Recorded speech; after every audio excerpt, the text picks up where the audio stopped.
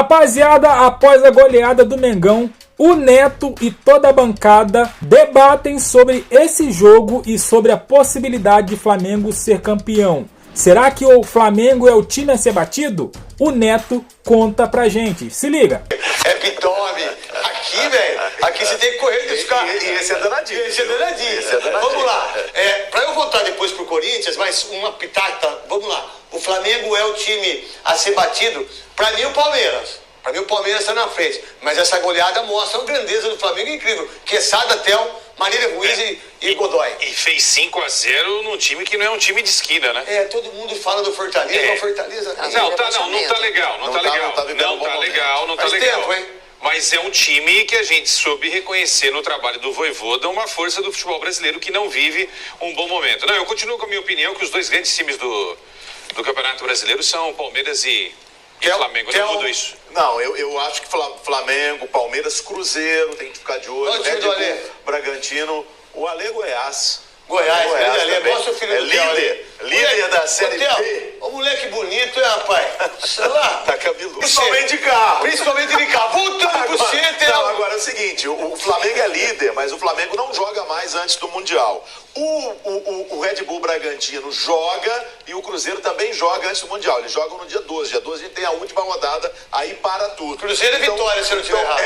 Exatamente. Cruzeiro e Vitória lá na Bahia e é Red Bull Bragantino e Bahia. Se os dois vencerem, pulam o Flamengo. Vamos lá, pra você, Marília Ruiz, o Flamengo, esse com o Thiago Carvalho, pra todo mundo aí, arrebentando aí, 5-0 no Fortaleza, é uma coisa impressionante a equipe do Flamengo. E por sinal, o Flamengo, sem dúvida nenhuma, é o melhor time do Brasil. Mas o melhor elenco pra mim é o Palmeiras.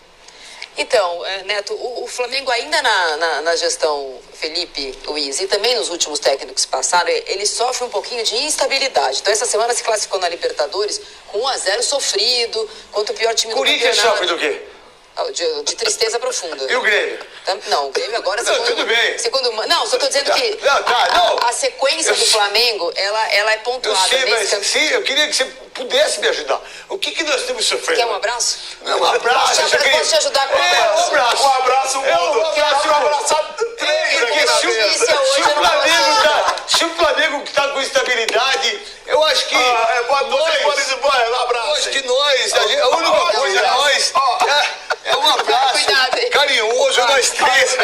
Que merda que nós temos, gente. Exato. Que merda que nós temos. Não pode falar isso na televisão, mas que merda que os caras estão falando. Voltando pro céu, Eu entendo bem.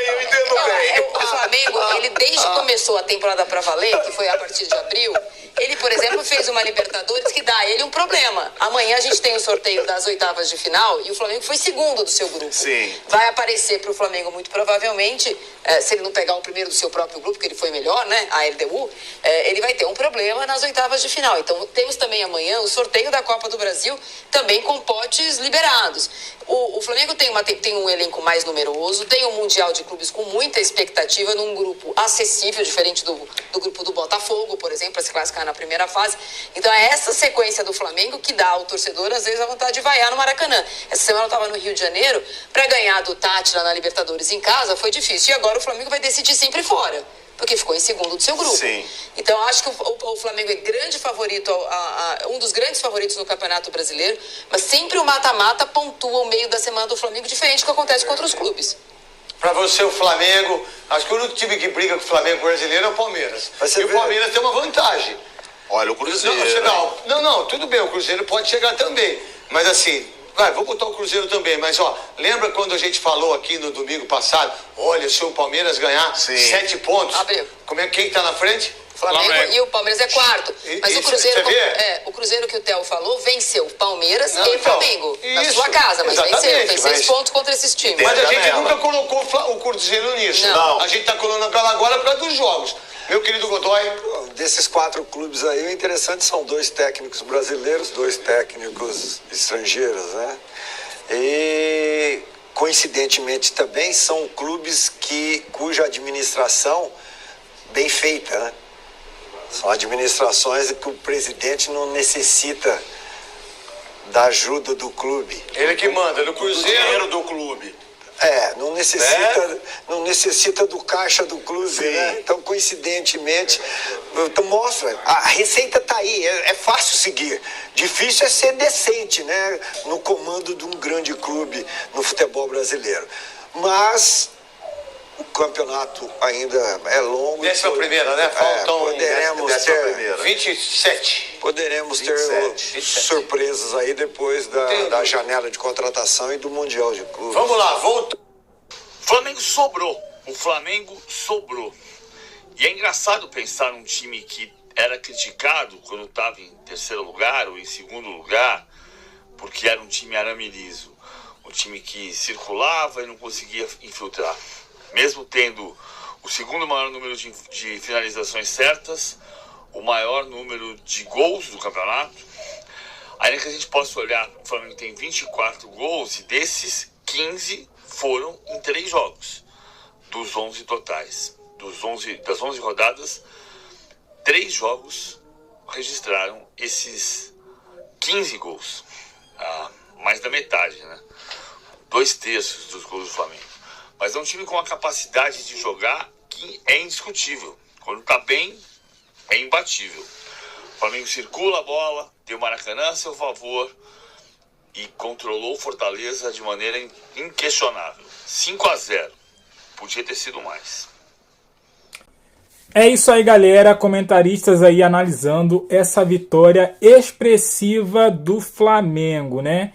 E o interessante é que o Neto é um morde-a-sopra. Não posso falar aqui. Mas ele, ao mesmo tempo que elogia, ele detona, né? É impressionante essa mídia paulista, como que é bairrista, cara. Como que é bairrista. Mas, cara, eles insistem em falar no jogo contra o Tátira, cara. Flamengo jogou bem, cara. Flamengo jogou bem. Se tivesse convertido os lances que criou, será que eles iam falar que o Flamengo jogou mal?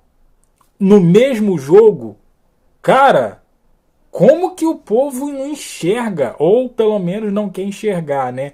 Porque eu não vi esse Flamengo ruim como eles estão vendo no jogo contra o Tátira no meio de semana, né? Então assim, aí mesmo o Flamengo jogando bem, né? Tudo bem, o Fortaleza não tá lá essas coisas. Sim, não tá lá essas coisas. Mas o Flamengo jogou bem, cara. Jogou bem.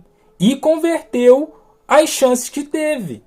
A única diferença, claro que o Flamengo jogou muito mais nesse jogo contra o Fortaleza do que o Deportivo Tátira, né? Mas a diferença foi pouca. E num, ele não converteu as chances. No outro, ele converteu as chances. O Flamengo teve 16 finalizações no jogo contra o Fortaleza.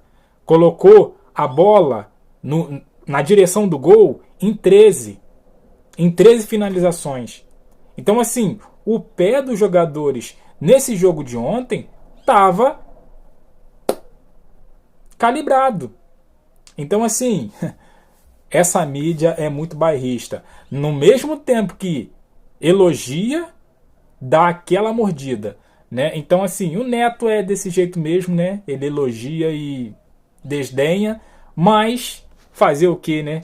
Eles são assim e não vão mudar. Mas eu quero ouvir você. O que você achou dos comentaristas aí opinando sobre esse jogo do Mengão? Deixe seu comentário aqui, deixa aquele like, se inscreva, compartilha. E eu fico por aqui. Até a próxima. Valeu!